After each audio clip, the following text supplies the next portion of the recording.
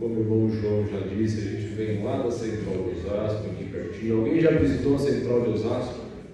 Bastante gente, bastante gente. Sempre que eu pergunto, sempre tem gente. Se você não visitou, você está convidado a nos visitar. O AP Fioretti 157, bem no centro de Osasco, não tem erro. Tá?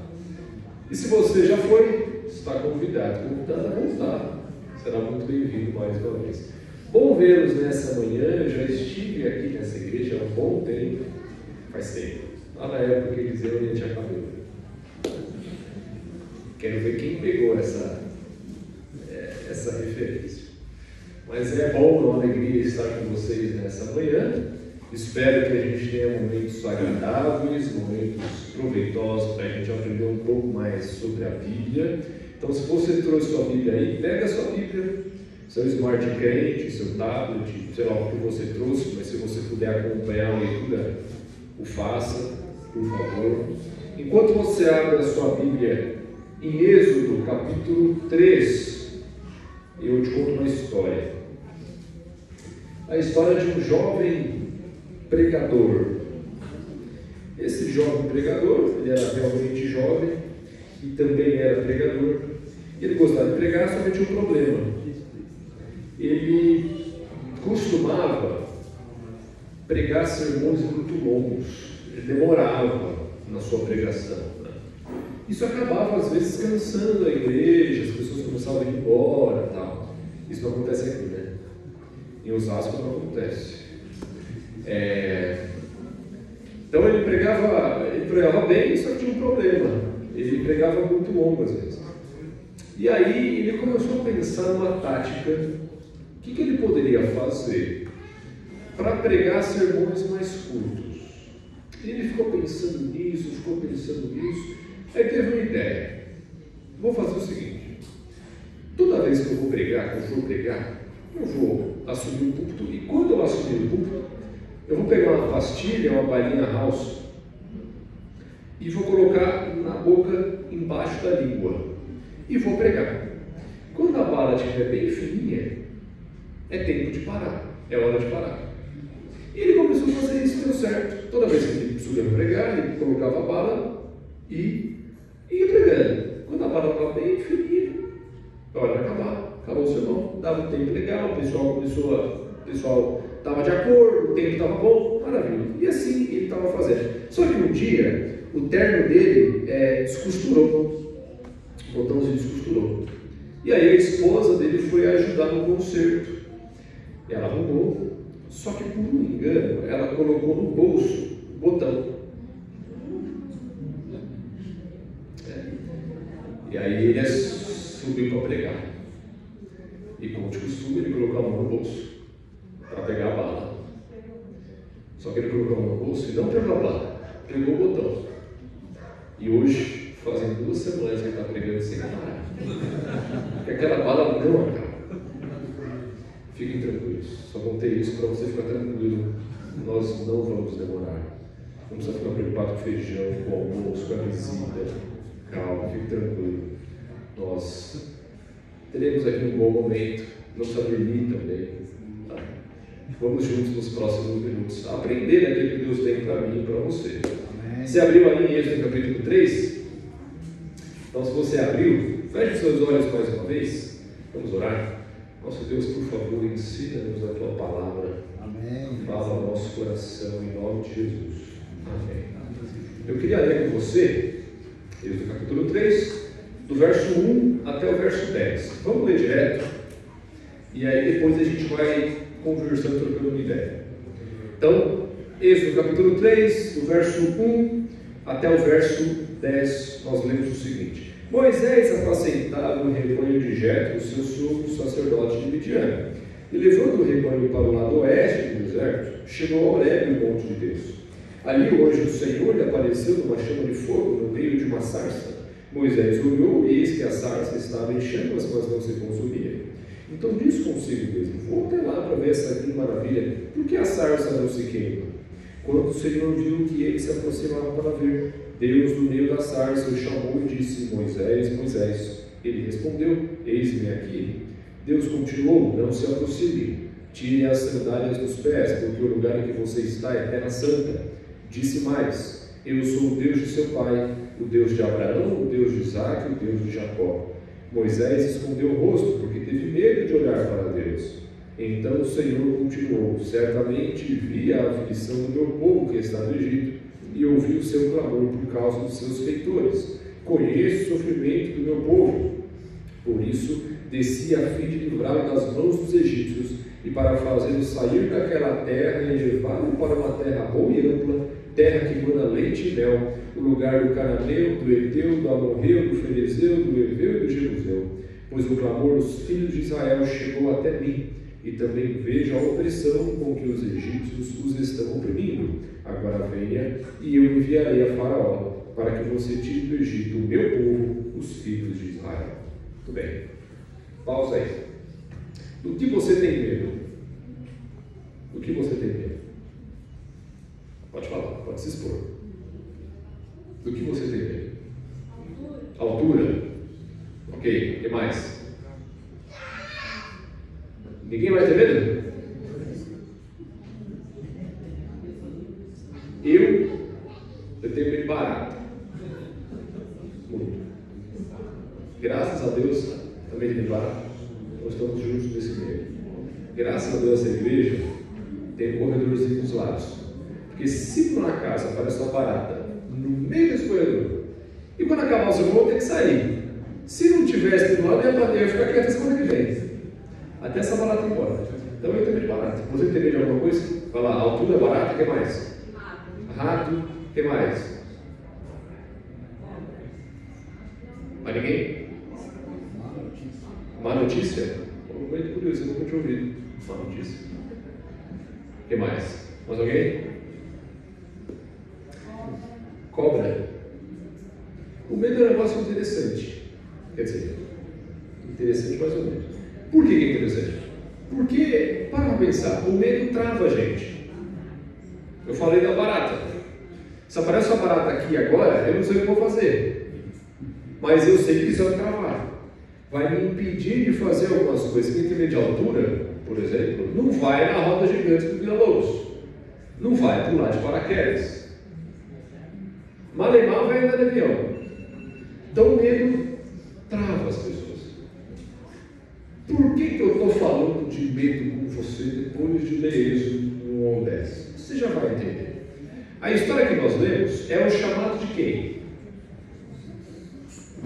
O chamado de quem?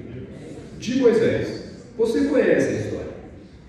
Moisés sai do Egito, aí ele passa um tempo lá, ele foge, né, ele matou um egípcio lá, ele foge, passa um tempo, ele vê uma árvore queimando. A árvore, quer dizer, ela queima ou não queima?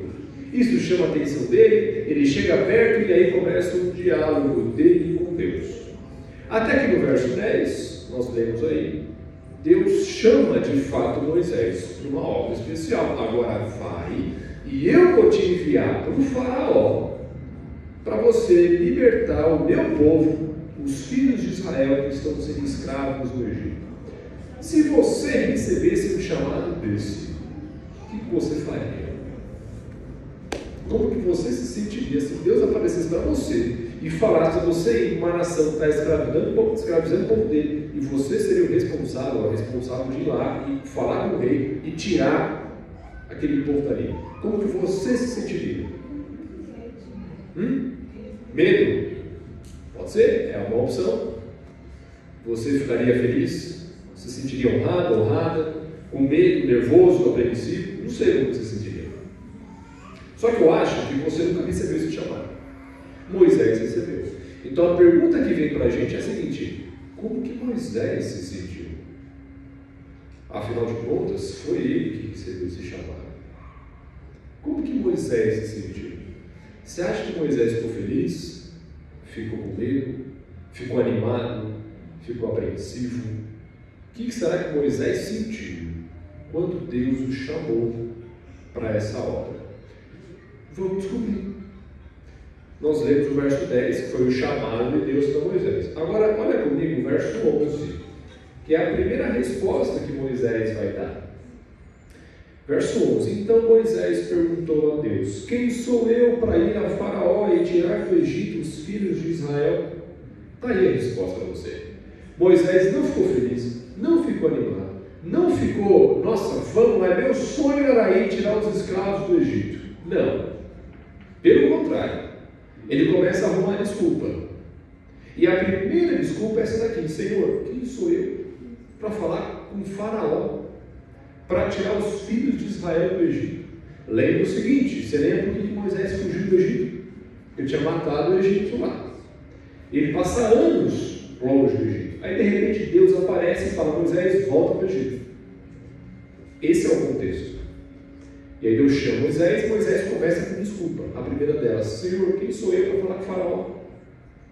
Aí Deus responde, na sua infinita misericórdia. Verso 12: Deus respondeu: eu estarei com você, e este será o sinal de que eu enviei. Depois que você tiver tirado o povo do Egito, vocês adorarão a Deus neste monte.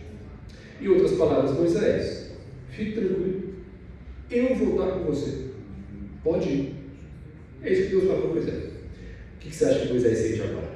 Agora sim, o Senhor me garantiu, agora eu vou. Você acha que foi isso que ele fez? Olha o verso 13.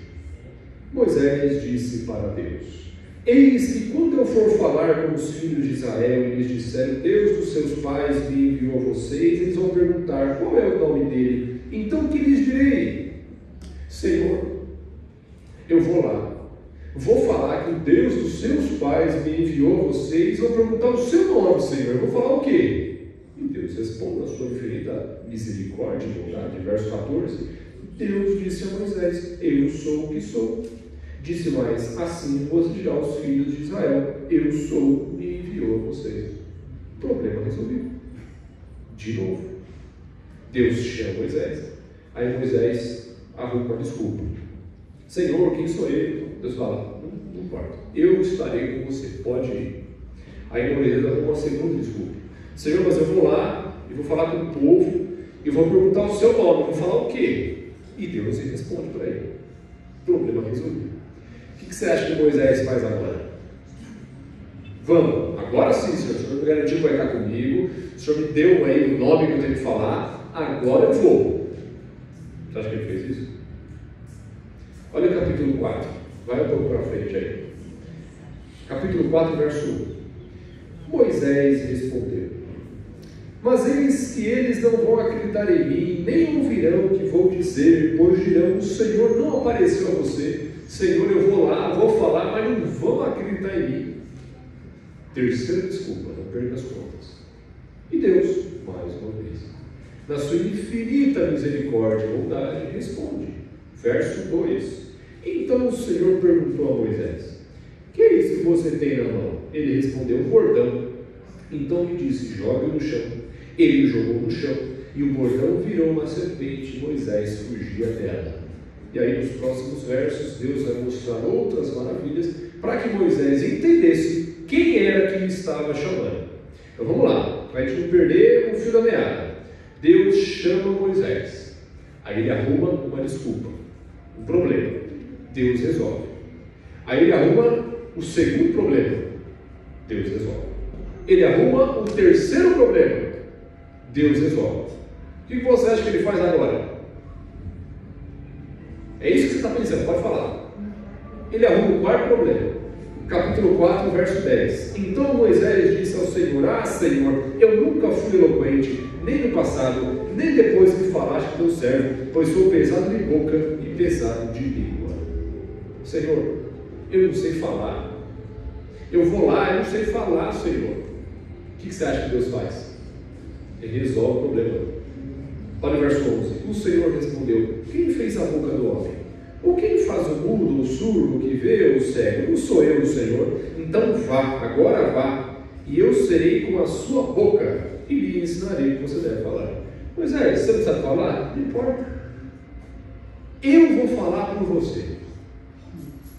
De novo, pela quarta vez, problema resolvido.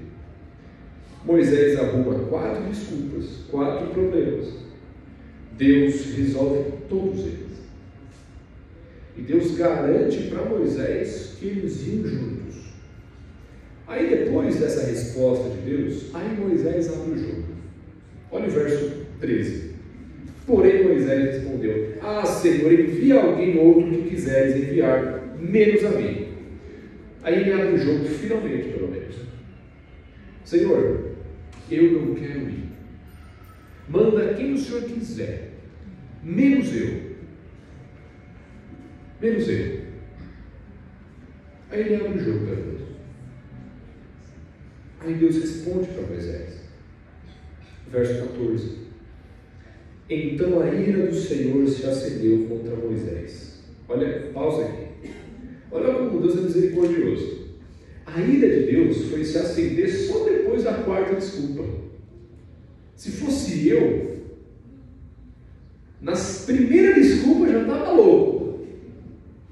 Deus só na quarta que foi se irar. Fecha parênteses. Então a ira do Senhor se acendeu contra Moisés, e o Senhor disse: Arão, o levita, né, seu irmão? Eu sei que ele fala fluentemente. Eis que ele vem ao seu encontro, e ao ver você, se alegrará em seu coração.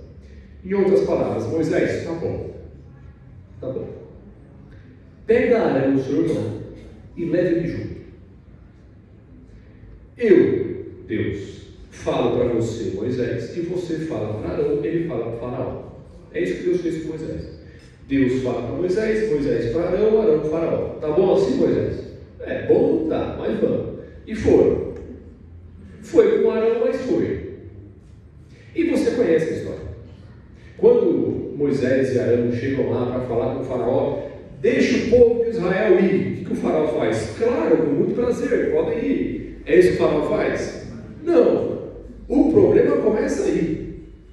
Muito pior do que o debate entre Deus e Faraó, entre Deus e Moisés, foi a luta entre Moisés e o Faraó. Ou, por que não dizer, entre Deus e Faraó, porque Moisés estava ali como representante do Deus verdadeiro, do Deus daquele povo escravo ali.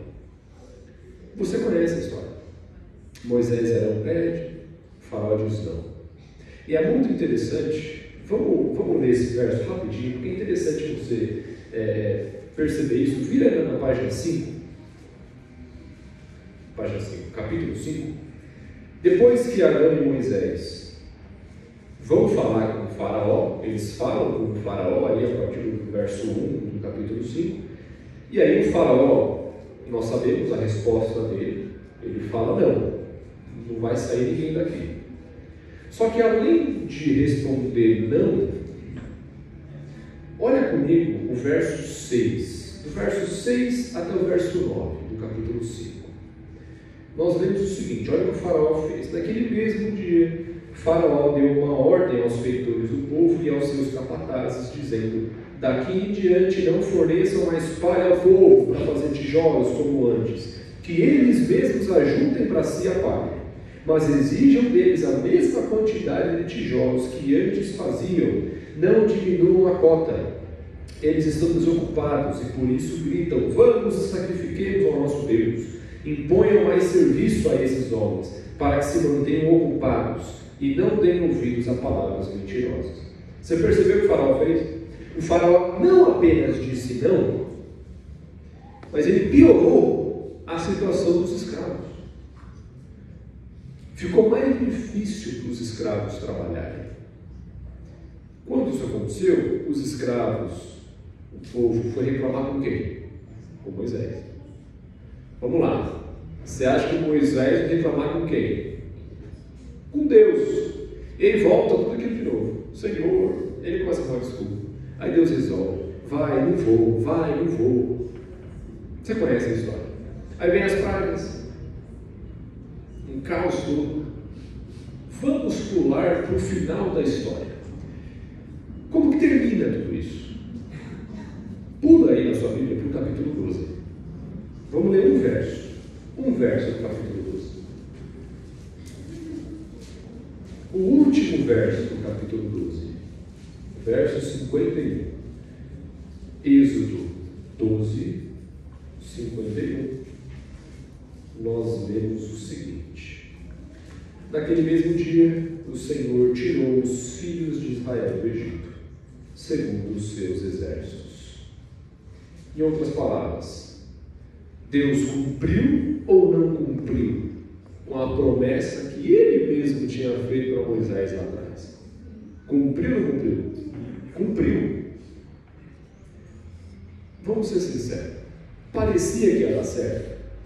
Não. Você começa, a gente sabe o final da história. Mas pensa em Moisés.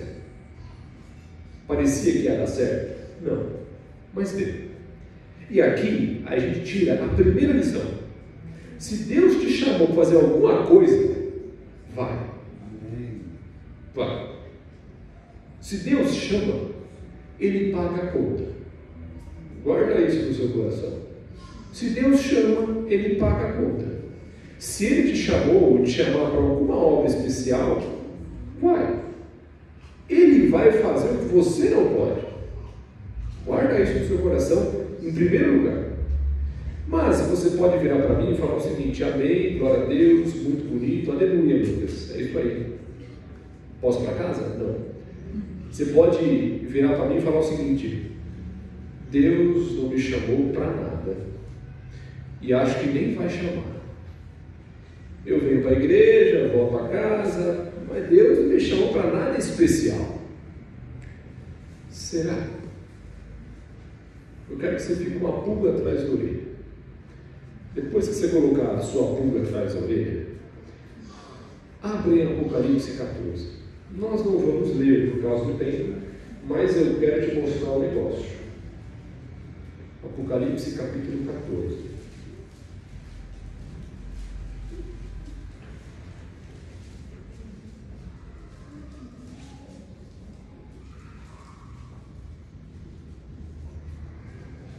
Você abriu aí, Apocalipse capítulo 14? Dá uma olhadinha no verso 6. Em cima do verso 6, provavelmente, entre o verso 5 e o verso 6, provavelmente tenha um subtítulo aí na sua Bíblia. Tem algum subtítulo aí? A primeira voz, o que mais? Outras Bíblias, outras traduções. A minha está a mensagem dos 3 anjos. Alguma aí talvez esteja as 3 mensagens angélicas. Esse é o conteúdo. Do verso 6 até o verso 12 de Apocalipse 14, a gente encontra justamente essas 3 mensagens angélicas. Pergunto para você: o que são as 3 mensagens angélicas? Note, eu estou perguntando quais são. Estou perguntando o que são essas 3 mensagens angélicas. Você sabe me dizer? Se você precisasse definir essas mensagens de forma genérica, geral, o que são as 3 mensagens angélicas? São ordens. Muito bem. Para quem? São mensagens que devem ser pregadas para o mundo no tempo do fim. Sim? Todo mundo de acordo? Ok. Então tá bom. Já resolvemos o primeiro problema. São mensagens que o mundo precisa ouvir. Mensagens que devem ser pregadas para o mundo. Quem tem que pregar? Nós. O povo remanescente do tempo do fim. É aí que o caldo começa a engrossar. Isso aqui é responsa minha e sua. E aí? Você está fazendo a sua responsabilidade? Você entrou nessa manhã numa igreja chamada Igreja Adventista do Sétimo Dia. Não sei se você sabia disso, mas se você caiu aqui, seja muito bem-vindo. E essa igreja tem um símbolo. Olha para o símbolo da igreja. Ou aqui, ou aqui. Você saberia me explicar quais são os... O que significa esse símbolo? Já parou para pensar nisso? Você vem na igreja todo sábado, domingo, quarta-feira. Você saberia explicar o símbolo da igreja adventista? Vamos lá, vamos por partes. O que você encontra aí nesse símbolo? Elementos que você percebe que estão aí. Vai lá. Uma Bíblia aberta, o que mais? Uma cruz no meio, o que mais? Hã? As chamas, né, os foguinhos. Tá. A Bíblia é muito óbvio saber o que significa. A cruz também é muito óbvio saber o que significa. Agora, esses 3 pares de chama, encare isso como 3 pares de chamas. O que significa isso?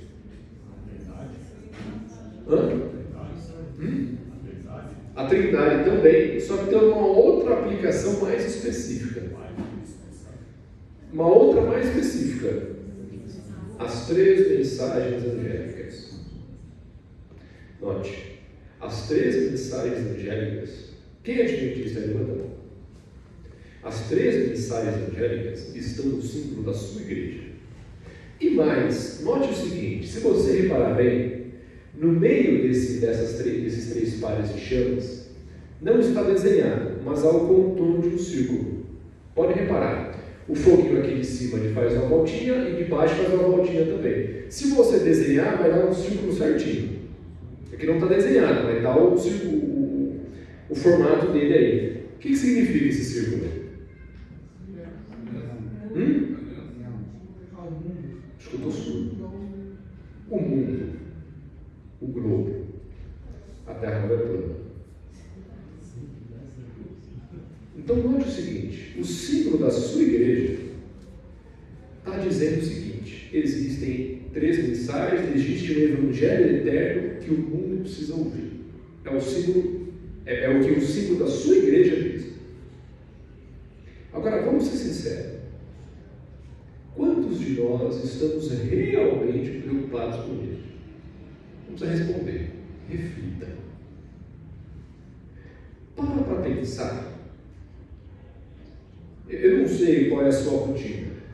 Você provavelmente tem o seu trabalho, você vai de segunda a sexta-feira, você tem a sua faculdade, a sua escola, o seu bairro, o seu condomínio, os seus vizinhos, sua rua, sei lá. Já parou para pensar que durante a semana, do seu lado, existem pessoas que estão se perdendo porque não conhecem o que você conhece?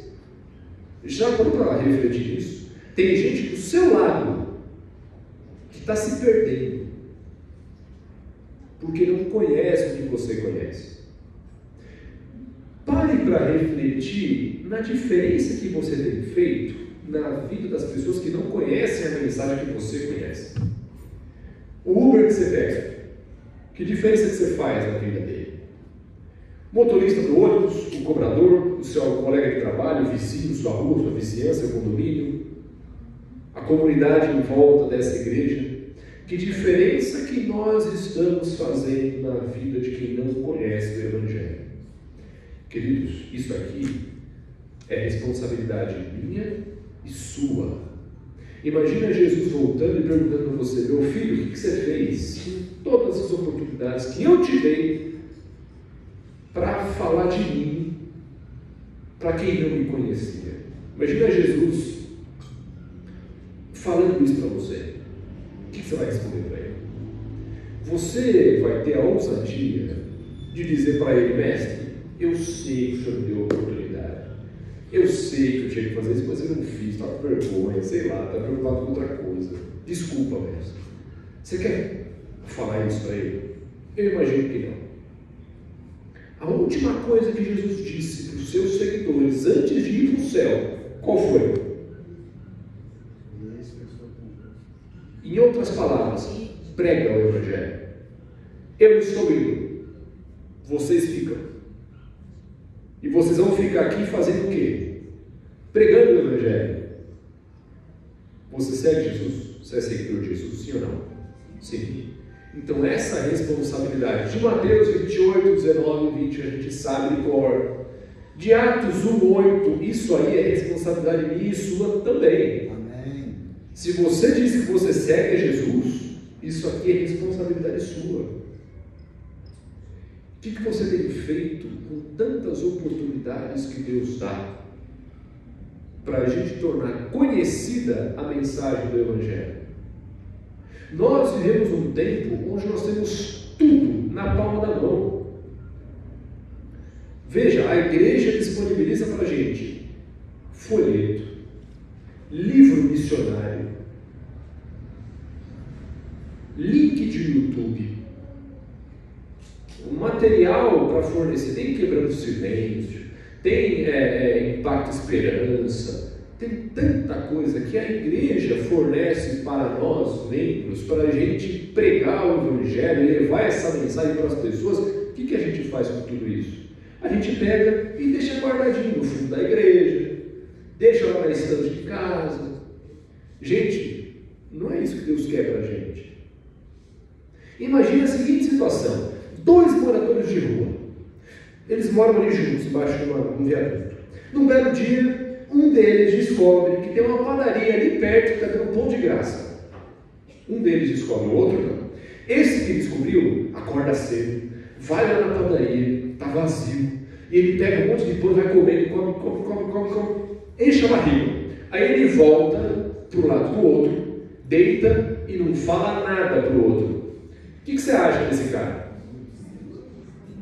Né? De egoísta para baixo. Nós fazemos exatamente a mesma coisa. Nós temos o pão da vida, nós conhecemos a mensagem do Evangelho, e tem gente do nosso lado passando fome espiritual, caminhando para o inferno, e a gente não faz nada.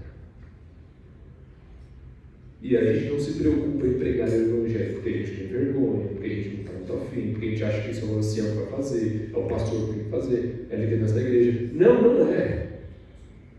Isso é responsabilidade sua também. Então, diante disso, eu queria que você de novo refletisse na pergunta que eu te fiz. Quer dizer, não te fiz a pergunta, mas nós falamos a respeito. Será que Deus não te chamou para nada? Chamou sim. Chamou sim. E eu tenho certeza que não foi para esquentar banco de igreja. Deus não quer que você saia daqui dessa igreja hoje como se nada estivesse acontecendo. Daqui a pouco dá o pôr do sol, aí você vai viver a semana como se tudo estivesse uma maravilha. Não! Jesus está voltando. Amém. E nós estamos quietos. Você acha que é isso que Ele quer para a gente? Não é isso que Ele quer para a gente. Ser missionário não significa necessariamente viajar para a África, para o Afeganistão, para o Egito, para o Iraque, morrer, ser mártir. Também. Mas ser missionário e ser missionária é um estilo de vida. Você não precisa ser missionário na África. Comece sendo missionário e missionária na sua rua, no busão que você pega, no Uber, no seu trabalho, escola, faculdade. Tem gente do seu lado morrendo sem Jesus e você tem pão para dar. Então dá um pão, prega o Evangelho, aproveite as oportunidades que a igreja te dá e que Deus te dá através da igreja. Olha a Deus a respeito disso. Eu não sei como que Deus vai te usar. Não sei. Mas Ele quer te usar. Ore a Ele a respeito disso. Deus precisa que você se coloque à disposição dEle para viver uma vida missionária. Amém. Quando você acordar pela manhã, você vai se preocupar, sim, em chegar no horário do trabalho, em fazer um bom trabalho, em estudar, em passar no vestibular, em passar na prova, passar de ano. Beleza. Só que vai ter uma preocupação maior na sua vida agora, a partir de hoje. Antes de tudo isso, você vai se preocupar em pregar o Evangelho. E todo o resto que você fizer vai estar focado nisso. Você vai ter um trabalho pensando que você vai pregar o Evangelho. Você vai passar o dia no seu trabalho pensando que você tem que pregar o Evangelho. Para sua faculdade, para sua escola, para sua família. Todas as outras preocupações vão girar em torno de uma: pregar o Evangelho. Deus não te colocou aqui em primeiro lugar para você construir um império neste mundo, você ser rico, milionário, ser o profissional mais famoso da sua área. Não. Talvez isso aconteça. Mas este não é o principal propósito que Deus tem para a sua vida. E se Ele te permitir que você chegue nesse nível, o objetivo continua sendo o mesmo: levar Jesus para as pessoas. Amém. Você está preocupado com isso? Você está preocupada com isso? Então, se você disser que não, que bom você está aqui hoje. Saia dessa igreja disposto e disposta a viver uma outra vida, a viver de fato como missionário e como missionária. Não fique confortável esquentando o banco de igreja. Não é isso que Deus quer para você. Tenha certeza disso. Deus tem uma grande obra para a sua vida. Amém. Através da sua vida também. Amém. E aí? A resposta final é sua. Vamos ou não vamos? É você e ele. Então reflita nisso. O que você tem feito até hoje pela causa do Evangelho? Segunda reflexão. O que você quer fazer a partir de hoje pela causa do Evangelho? Pense nisso. A Bia vai cantar mais uma música e ela vai cantar da nossa esperança, de um lugar maravilhoso. Você quer estar lá. E existem pessoas do seu lado, no dia a dia, que não estão caminhando para lá. E cabe a você apresentar isso para elas. Pense nisso enquanto ela estiver cantando. Torne este lugar do qual ela vai cantar, torne este lugar conhecido pelas pessoas, para que outros possam caminhar para lá também. Que Deus abençoe a sua vida. Amém.